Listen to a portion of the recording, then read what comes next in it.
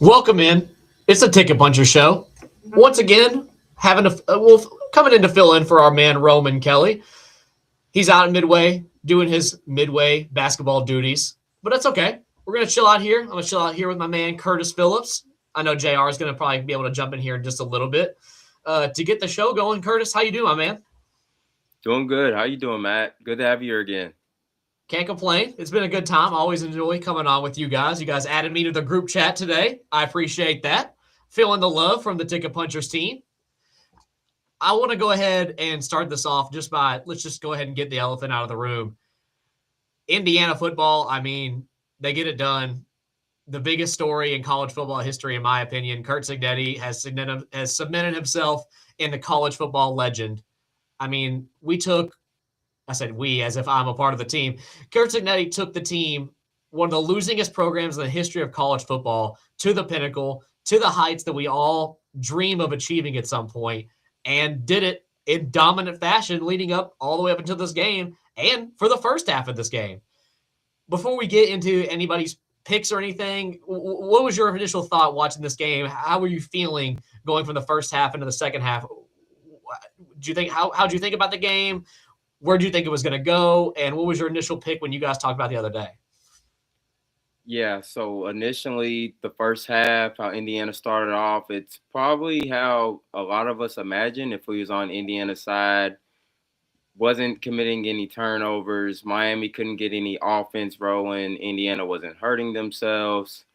And then we kind of saw that shift in the second half. Miami had a few explosive runs, passes to get themselves back into the game.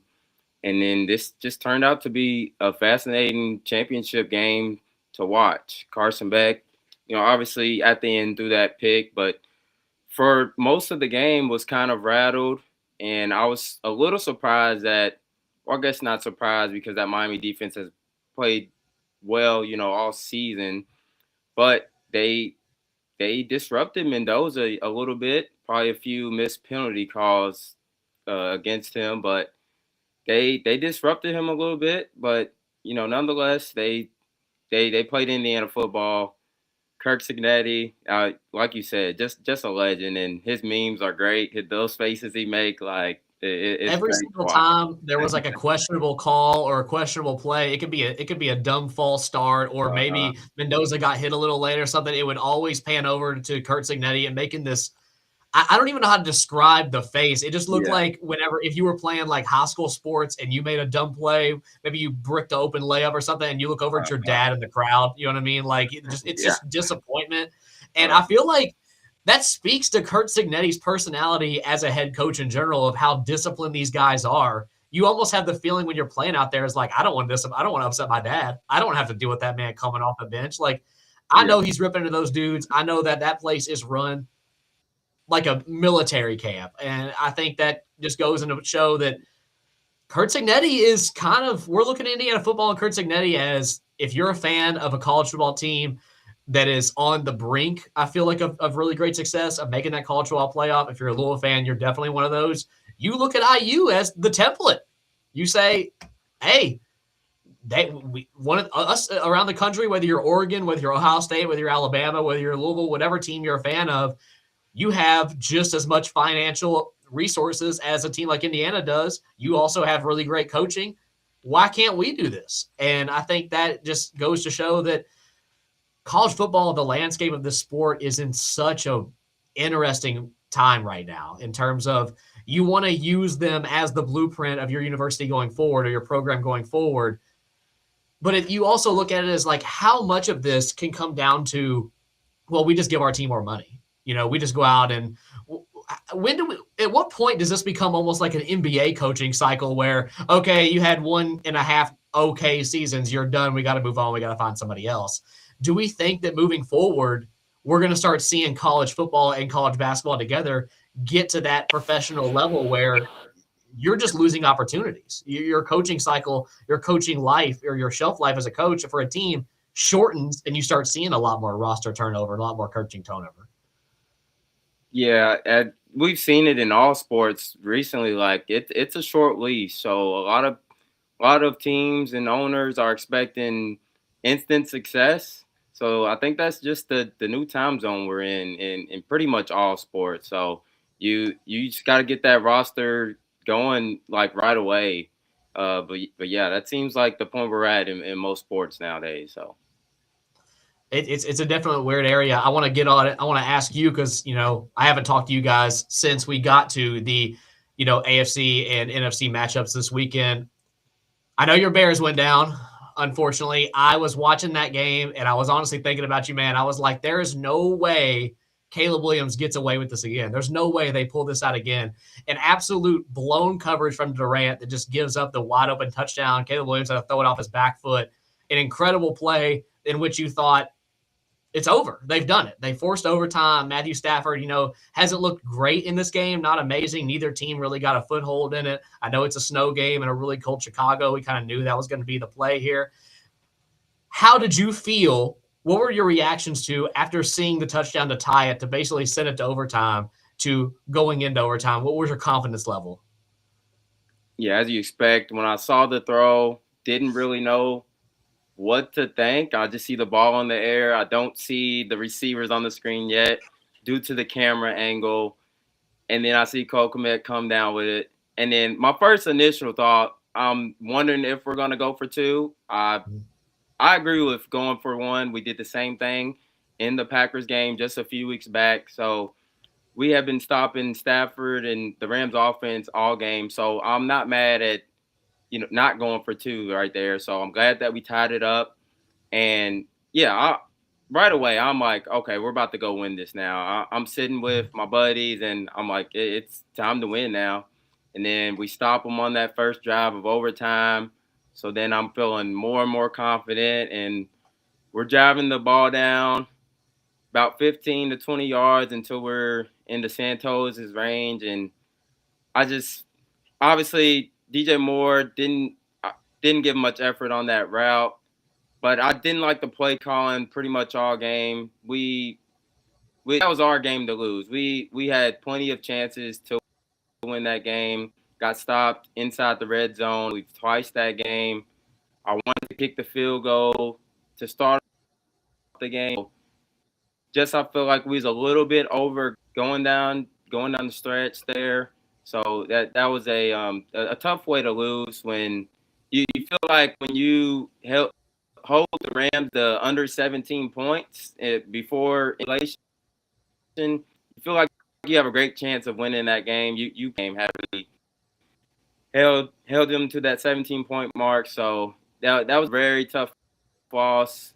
I feel like we should still be playing next week, but it is what it is. We had a great season. This was the most fun I had watching the Bears in my entire life. So I can't hang my head. So we'll see what we do moving forward. We have the roster to do it, the coaching personnel now. So, yeah. No, I feel that. It was a great game to watch. It was like even if you were a fan looking outside in. My girlfriend is like the basic non-sports girlfriend. She doesn't really enjoy it. She watches it because I'm watching it, and she'll comment on it. I was playing the game with my friends. I was playing a little 2K with my friends, having a good time watching the game on the side. And she is just hanging out in the background looking at her phone. And all I hear is her go, "This is a good game." And I was like, what? And I turn around, and she is locked in, like not blinking, to this Bears-Rams game. And that should tell you something about how fun this game was to watch. It was kind of similar to the first half of the Indiana-Miami game, where it wasn't, even though it wasn't high scoring, it was never boring at any point. You generally saw these two defenses going back and forth, which was a question for the Bears going into the offseason is, can this Bears defense, really get stops instead of having to just outscore? Can they put up 35 every game, or can they genuinely get stops and slow a team down to where they can win that methodical football game you need in the playoffs? And it was exciting. I picked the Bears before the game. I really felt that they were going to put some pressure on Matthew Stafford. I knew that environment was going to be electric. I can't imagine what it would be to be a Bears fan watching that. I know it had to be amazing. It had to be monumental for the city itself and for the organization itself. My question for you, before we get into some of your picks over the weekend, how do you feel? Obviously, I know you feel probably pretty positive. What's your confidence level with Ben Johnson as a coach moving forward? And do you think that the Bears have a really good opportunity to build off of this? My confidence out the roof. I want to see us get a little bit aggressive, kind of with the Dan said. Yeah. If it's within 3 yards, you're going for it. So I'd like to see a little bit more feel so aggressive take, but what he's done to transform this team, I have all the confidence in the world. In just 1 year, we go from last to first. This was truly one of the best Bears teams I've seen in a while. So the fact that he's built a culture already in really less than 1 year, whole full year, that speaks volumes to who he is. And Caleb, he took like 30 less sacks this season. So that tells you a lot right there as well. So I think we can definitely build off of it. And we're going to be a team to be reckoned with in the future. I'm excited to watch them. I felt last season the Bears were just like, I felt like one or two missing pieces from being great. You saw some Caleb Williams highlights, you saw some lowlights. A lot of those you can put on offensive line issues, maybe some coaching issues.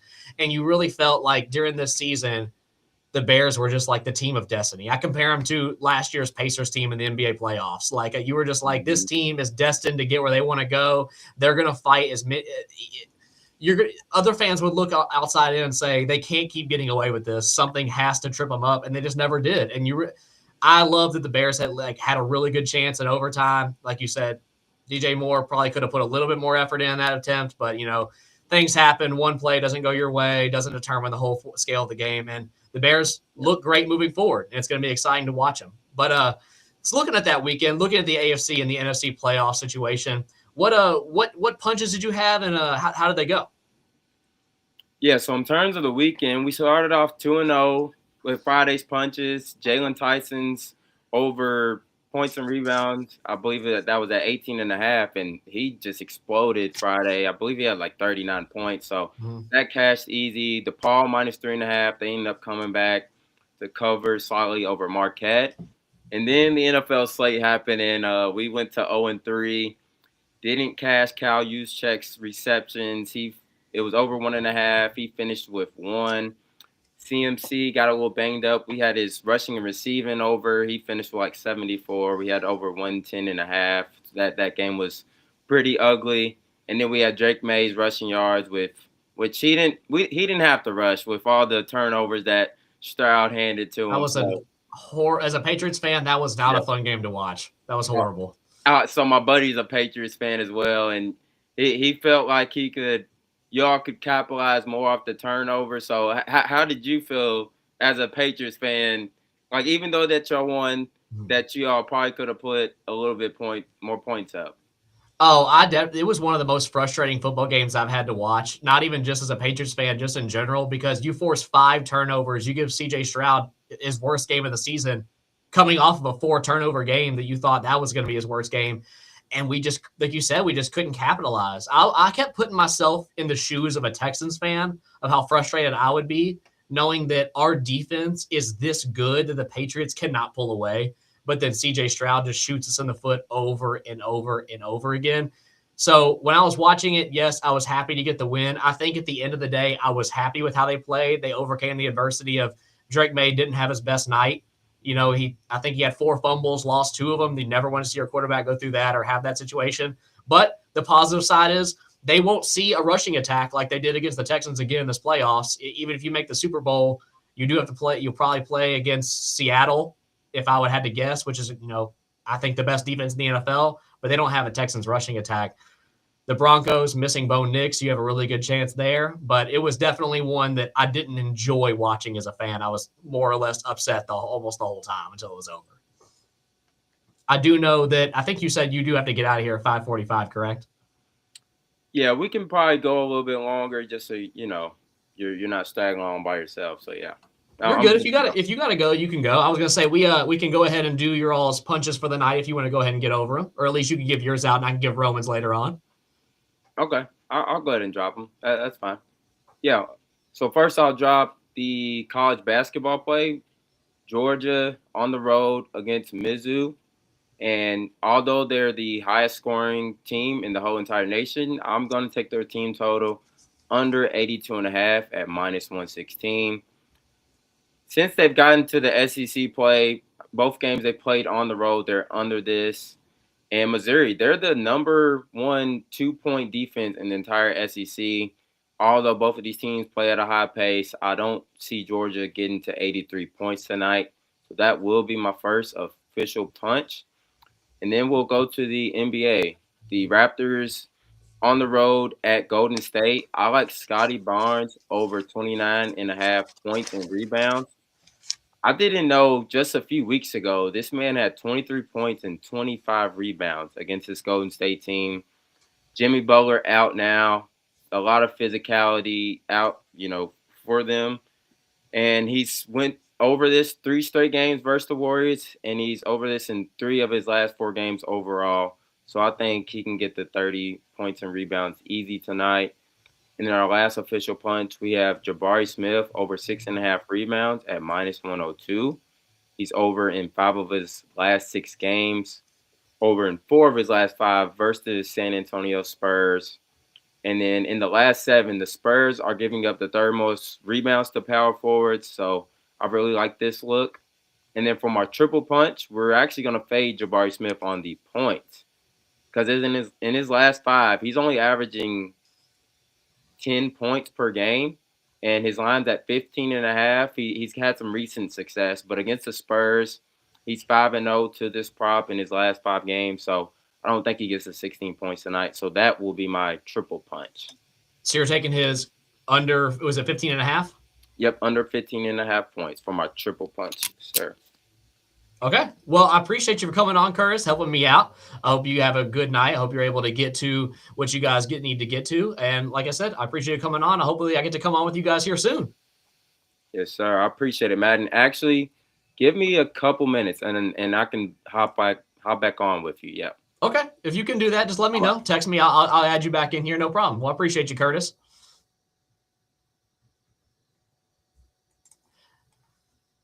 Like I said, that was our boy Curtis Phillips, Philly Picks. That man, had a good time talking to him and JR recently. Hopefully I can get on this show a little more often. I got his triple punch down, therefore I can give it out to Roman. I got Roman's picks. I will give those out at the end of the show. Right now, I want to go over some of the news going across the sports landscape here on this show. One being a really large piece of news, and the fact that Jimmy Butler is out for the season. He's done. ACL injury. The Warriors, in my opinion, had been picking up quite a bit of steam moving forward. And I really, a lot of that comes on the back of Jimmy Butler. We saw what he did last season for the Warriors and really getting that team turned around. It's going to be on Steph now. It's going to be on Steph. It's going to be on Draymond. It's going to be tough. We're really going to see that, a Steph Curry, who the greatest shooter in the NBA history, one of the guys who, the dude changed basketball forever. You see the memes on Twitter all the time of, it'll be like an 11-year-old pulling up from half court and then doing like shaking his hips as a celebration. And the caption is always, what happened to my game? What happened to the game I love? Why did Steph Curry do this to us? You cannot blame the man's legacy. He has done the unbelievable year in and year out. My favorite Steph Curry memory, at least one of them, is in the last Olympics. Steph Curry just taking those last 2 games and on himself and then hitting the night celly. Watching your favorite players play all together is so much fun, especially when it works out to that extent. You always think about back in the day, like the Dream Team and the Redeem Team. You sit here and you think that can't happen these days. There's no way. There's too many divas. There's too much money circulating. These guys don't want to play. They're opting out. It's not worth it for them. But they went out and showed that it is worth it. And Steph Curry, my gosh, my man really put the team on his back multiple times and got the job done. But little key piece of information I wanted to point out there. If anybody's out there betting on the Warriors right now, I would be wary of it. Be careful. Steph Curry not being out.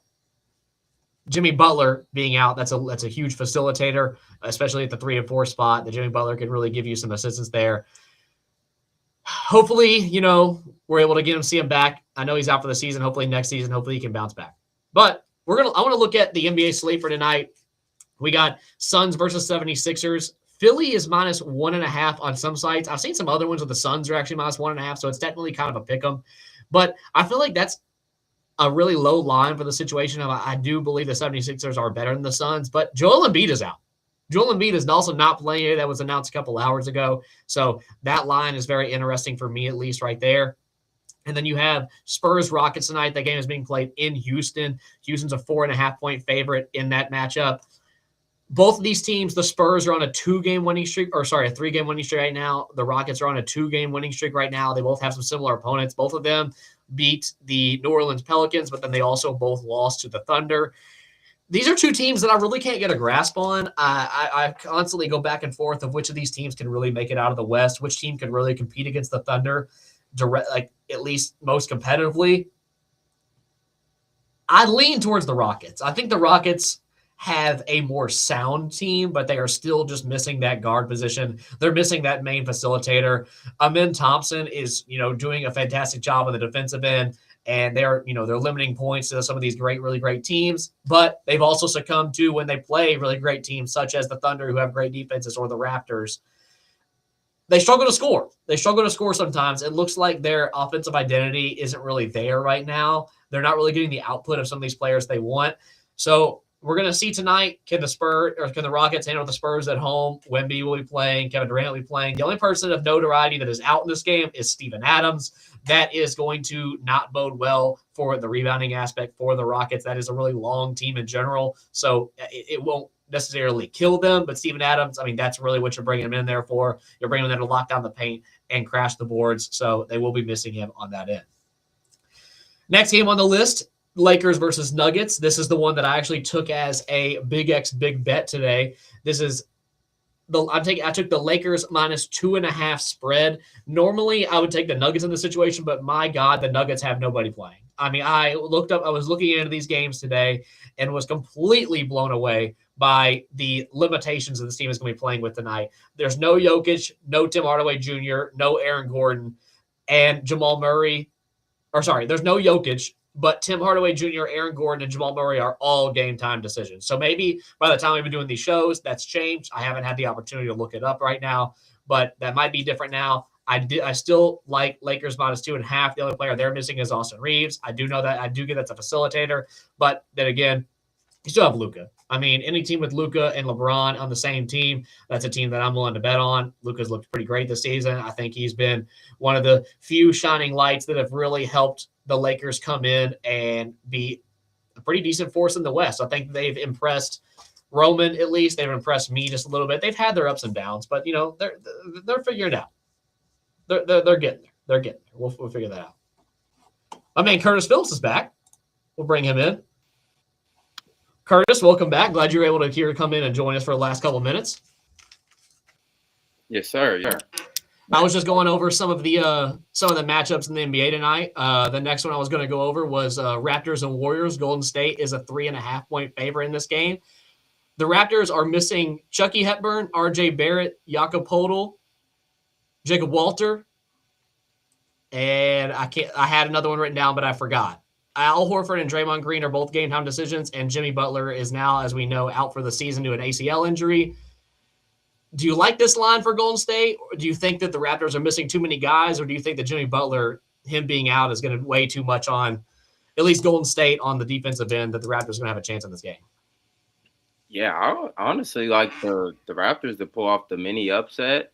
I feel like this line should be more at around even. I think with Raptors getting Emmanuel Quickly back, that gives them another score, a guy that can score at any time. And I don't think this Golden State team is going to have anybody for Scottie Barnes or Brandon Ingram. I do think Warriors without Jimmy Butler, that's going to be a tough guy to replace right there. He brings a lot of physicality. Obviously, he can score. He can do anything for you. As I know from being a Miami Heat fan, he does everything for you on the floor. So I think that's a huge loss for Golden State. And I'm not sure if they'll even get in a play-in at this point. So I like the Raptors to get the upset, honestly. Yeah, I think the Raptors are, one, just too heavily defensively for a team like Golden State. I think that's going to weigh heavily in this game. Before I give Roman's picks out, we're coming towards the end of the show here. Besides that game, is there any games tonight on the NBA slate you're looking forward to? I think the Suns and 76ers should be a really good matchup. Joel Embiid's out as well. Yeah, Joel Embiid's out. Paul George currently is questionable. I mean, both of those guys seems like they're questionable each game. So yeah, you don't know if he's going to play or not. I think he's leaning towards playing, though. But Jalen Green, he's coming back. He's only played one full game all season. So curious to see how that goes. They're both on a back-to-back. I saw 76ers are 7-0 against the spread on back-to-back. So I was leaning towards them. But I like this Suns team. They've surprised me all season, really. And curious to see how Jalen Green comes out. In his only game, he played only 23 minutes, but he got his shots up. He had 20 shot attempts that game, ended with 29 points. So that's catching my eye right there. That'll be a good game. I think, Joel Embiid being out definitely changes at least the flow of that game, especially. I have seen that some places have the 76ers as -1.5. I saw some that have the Suns as -1.5, so I just call it basically a pick 'em at this point. Mm-hmm. Before we get out of here, I'll go ahead and give Roman's picks out. He's taking, for college basketball, he's taking Oklahoma -1.5 at South Carolina. He's also taken the Houston Rockets money line playing against the San Antonio Spurs. He's taking Devin Booker plus 25 points tonight against the Philadelphia 76ers. And then his triple punch play for the night is going to be Brandon Pajemski's over 11.5 points against the Toronto Raptors. I appreciate you coming back for the end of this, Curtis. I appreciate you sitting here talking to me. It's always been fun. Hopefully, like I said, I can get on here a little bit more with you guys. But this has been the Ticket Punchers. Hopefully, you guys had a fun time listening, and I'll see you guys back. Let's go punch those tickets. Punch those tickets. Appreciate you, Matt. No problem. See you, Curtis. See ya.